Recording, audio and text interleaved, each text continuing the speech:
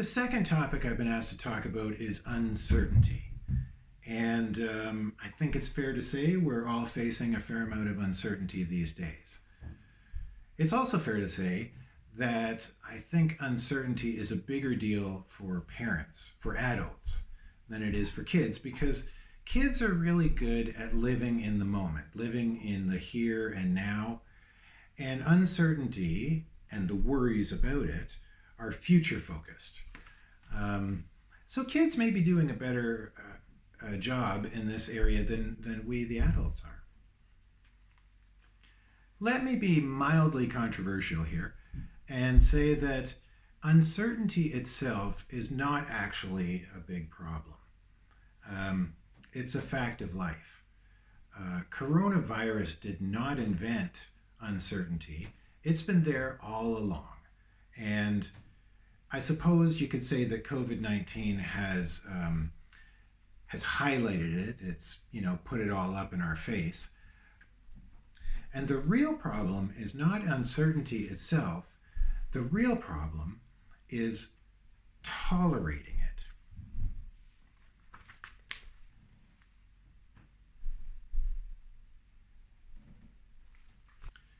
Uncertainty is like a bad smell, and I'm not kidding here.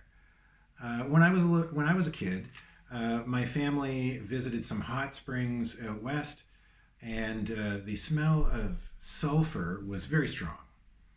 And I responded by vomiting in the car, in the change rooms, to the hot pools, all over the place. It was pretty unpleasant. I was not able to tolerate the smell of sulfur. Sulfur stinks, and I doubt anybody likes the smell. On the other hand, there's hundreds, maybe thousands of people who visit those hot springs every year, and very few of them toss their cookies. The vast majority of them are able to tolerate the smell. Not me. Or at least when I was a kid. Now I can tolerate the smell of sulfur, and if I really wanted to go to those hot springs again, I could and swim, and I wouldn't like the smell, but I could put up with it. COVID-19, of course, is a bigger deal than a stinky smell. However, it is still possible to develop greater tolerance for the uncertainty of it all. Developing tolerance is the key, and there are a few things which get in the way and make developing tolerance difficult. The first is worry, and it's a big one. So this is how it goes. There's a situation which has what-if questions attached to it. In COVID-19 terms, obviously, we're thinking, what if I get it? And that in and of itself is not the problem so much as, let's see if I can get this here, worry, which then leads to anxiety, and over the long haul, demoralization and exhaustion. It gets us down. And I don't know about you, but I've been feeling extra tired lately. I'm not immune to worry, even though I am the one teaching about this stuff. Sometimes it does sneak in, and it tires us out. So, if we eliminate the worry, then the progression does not continue to anxiety and the exhaustion and demoralization. What's that? Getting rid of worry is impossible, you say? Well, I'm not going to say it's easy, because it's not. But I do think that it is possible. Don't believe me? Belief is actually one of the things that can get in the way. Most of us have heard it said that worrying is a waste of time. And I think we probably pay lip service to that, maybe even believe it. But deep down inside, for a lot of us, there are some beliefs about worry as a good, positive, helpful thing. And here's a list of 5 different worry beliefs that are very common. I can't read this because on the camera it's backwards. But here they are. I'll just keep holding up as I yak. If you actually do believe one or more of these things, then why would you stop worrying? Because these are about worry as a useful, helpful thing, and why would you stop doing that? Here's the problem with the worry beliefs. They're lies, all lies. They're pretty convincing lies, and it may be kind of hard even to understand why I'm saying that they are wrong. If you think about the first one, worry helps me to solve problems. No, it doesn't. Solving problems helps you to solve problems. Worry really has nothing to do about it. Or the last one, worry shows that I care. Well, no, it really doesn't. Caring shows that you care. Worry has nothing to do with it. A little bit of worry might be slightly motivating, but really a lot of worry, chronic worry, it is more counterproductive than anything. Now, this is not a matter of hearing these ideas and saying, hey, good point, buddy. I can see what you're talking about. No more worrying for me, I'm going to kick it to the curb. It's not that easy. It's hard to root out these beliefs and really start to change them. I'm going to suggest making a family game out of it. So you could, post something like this up on the fridge. And if your family is anything like my family, well, it's kind of fun to catch another family member making a mistake and, point it out loudly for everybody else. Ha ha! Maybe it's just my family, but I think this would work in a lot of families. And you could catch each other falling for these worry beliefs.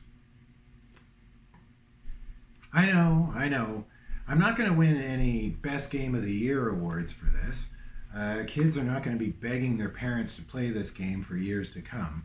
Give me a break, though, people. This is not electrifying content. I'm doing the best I can here. And I'll tell you what. If you try to just teach your kids about this worry belief stuff and how you should change it, well, good luck with that. Making a game out of it has at least the chance of engaging some interest, not just for the kids, but for the adults too. Okay, so my next point is even less entertaining. What's the opposite of tolerating? Not tolerating, right. But pretty close is avoidance. And avoidance is the enemy, people. We want to avoid avoidance. If you're going to develop tolerance anyway. Uncertainty is uncomfortable. And it's pretty understandable that you would want to avoid it. Let yourself feel uncertainty? No, thank you. I'll be over here on my phone. Here's the thing. Avoidance does feel good in the short term. It's a relief to get away from discomfort. However, what avoidance does is it prevents us from learning anything and from developing any tolerance. Think about it in terms of learning how to drive.